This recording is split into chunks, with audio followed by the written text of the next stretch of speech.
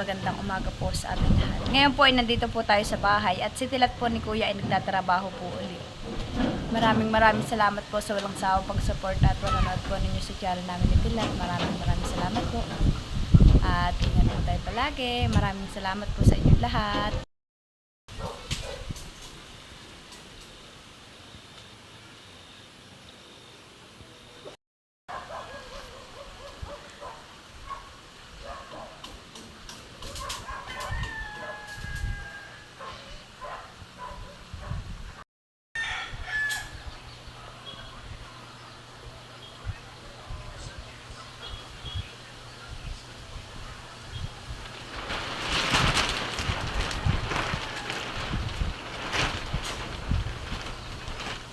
Dito po ay malakas ang hangin. Ay, hindi po pala masyado.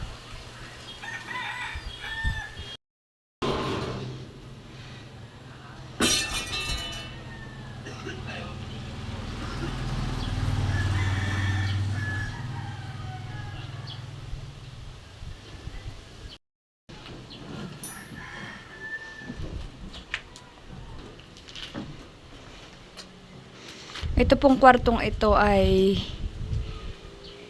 sa amin. Ito pong bungad na pagpasok po sa... Alin ito? Tagabot po muna ako ng bakal na Tilat.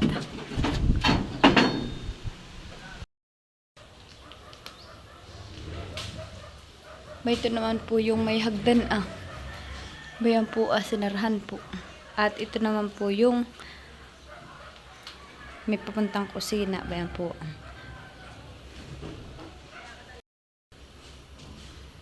Dito na po pala inilagay itong mga kukulamber po na tinanggalan po ni Papa ng pako. At baka po mabasa sayang po. Kaya po isinilong po dito sa loob. Yan po yung may hagdan. Yan po yung kabuuan ng ilalim ng hagdan. At ito naman po yung may kusina. Dito naman po yung kay Kuyang kwarto sa baba po.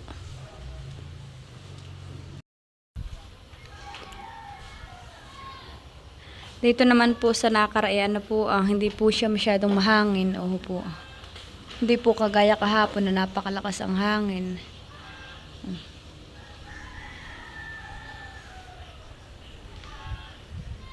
Pero sinilong po ni Papa yung mga kahoy para daw po hindi siya mababasa. Para po magagamit pa po. Kukulamber.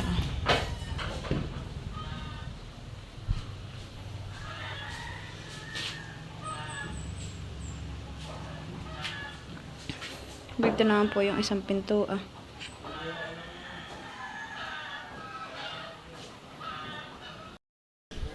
Bayan po si Kuya at tinatanggal naman po yung mga pluma at gagamitin daw po dito.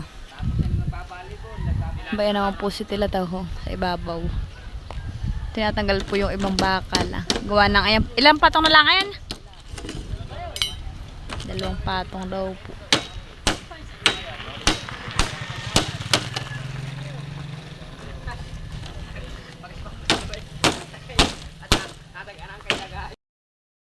Ayan po at naiabot na po natin kay Tilat yung bakal.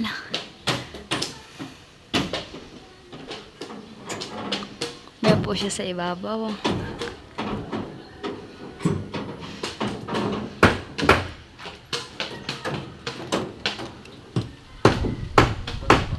Ha?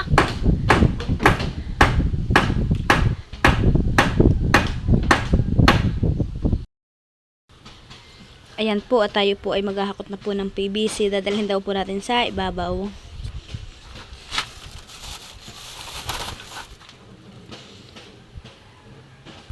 Bayan na po at diyan ko na po nilagay yung PVC.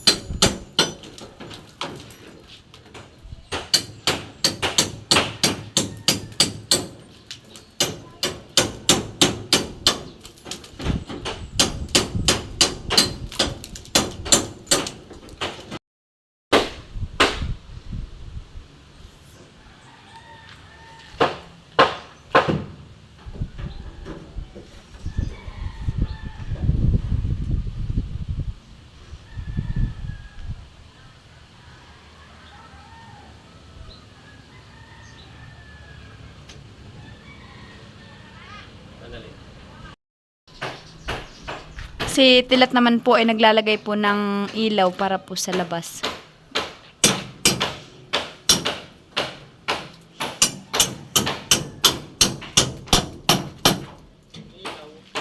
Nang?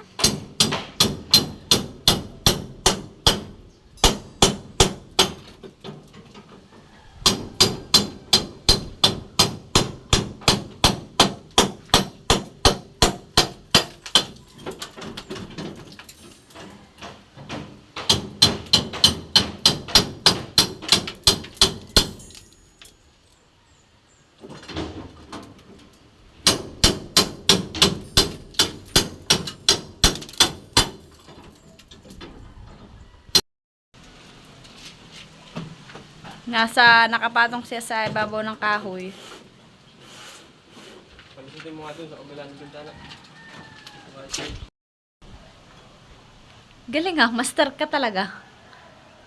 Okay, mag-ayos ka ha.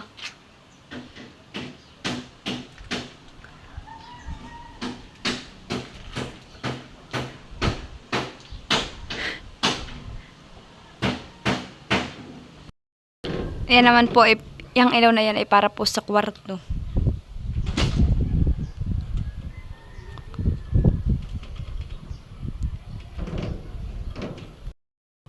At ayan nga po, ako po ay nagputol-putol po ng tie wire. Gagamitin daw po ni Tilat.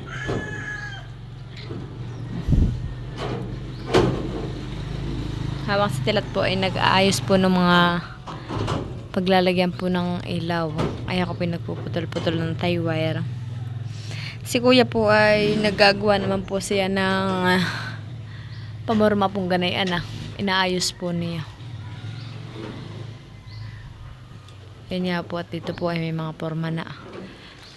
Yung pong buong kabahayan ay may mga forma na po. Yun na lang po, labas ang wala pa. Yun po kanilang lalagyan. Si Tilat naman po ay kinikiwit po yung mga bakal doon sa dulo. Tinatanggal po yung ibang ganayan.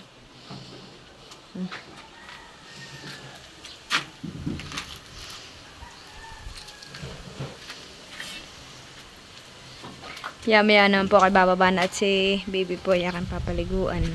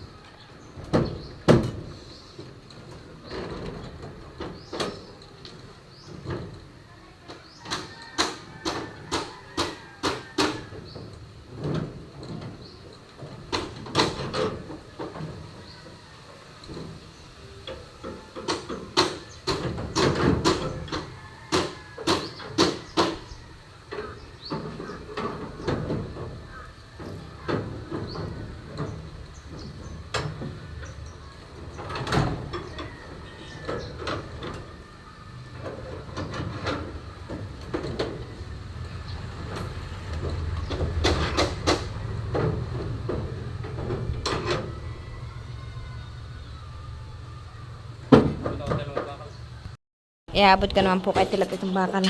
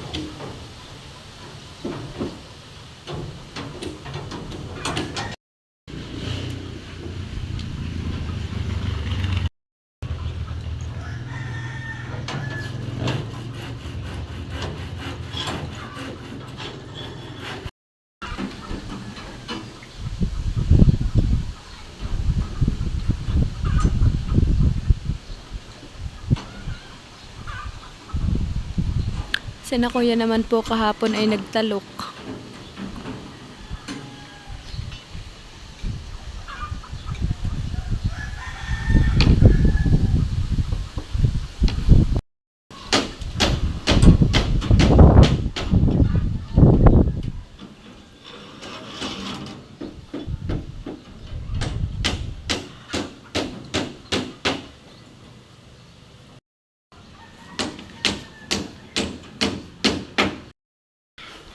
Ayan po, at ako po muna yung uwi sa bahay at akin po papaliguan si Tisha.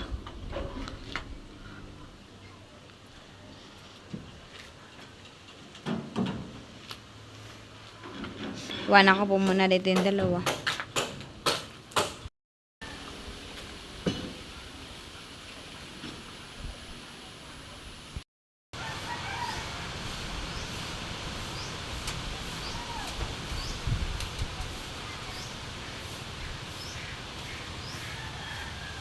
Mayan niya po at oho po. Nalaglag na po yung mga bunga ng rambutan.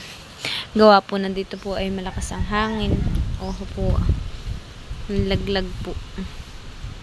Halos malalaki na po yung nangalaglag ng bunga ng rambutan. Dito po yung rambutan ay maraming kabubunga. Kaya po ho. Kaso nga lang po dahil sa hangin ay nalalaglag.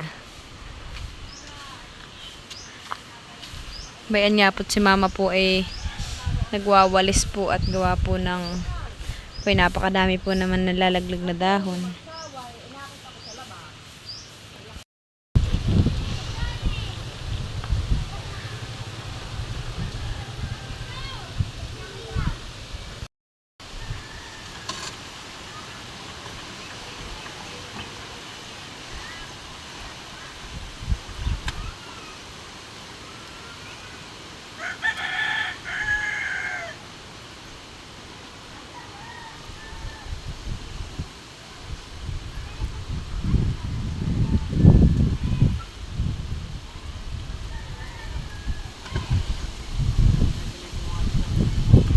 Wala na, sakto na. Sakto. Yan. Kagana ito ah.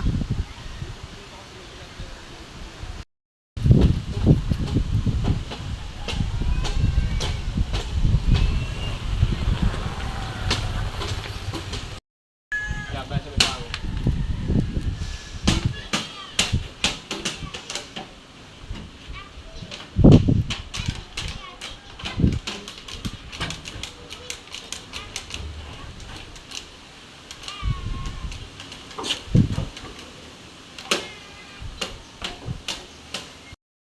Dito po pala sa kabila ay si kuya. Ako po ay mag-aabot ng mga pangalan. Ganito lang ah. May mga pako ito.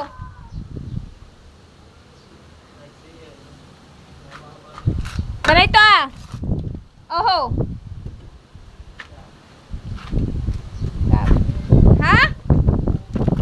Ano? Iabot ko daw po ito. Kaso lang. Ay, may mga pako. Pero pwede na ito. Pwede na ito ah. Ingatan at may pako ha.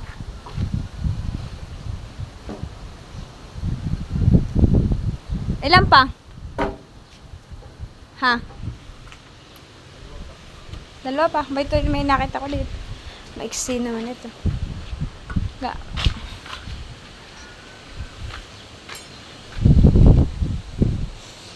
Ito po tayo sa baba kukuha ng kahoy. At dito po yung may kahoy akong initya.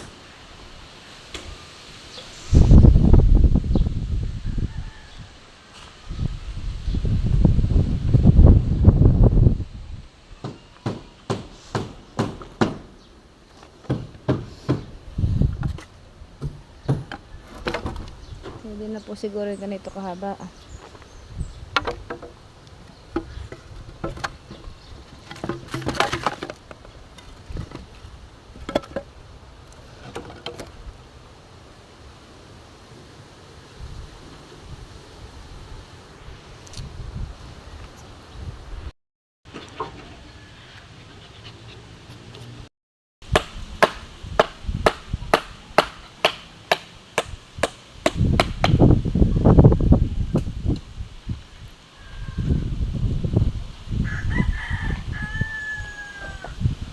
Pagkatapos mo na impormahan ay mabubuhusan na po uli nila yan. Si kuya po ay baito po ah.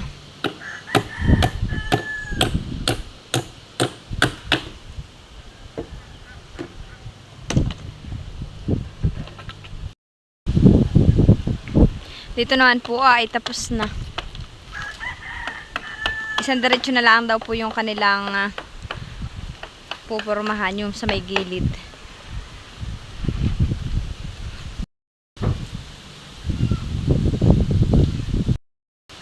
Ayan na lang naman po ang kanilang pormahan po. Itong may likodan. Ayan, isang mahaba na lang po. Tapos na po.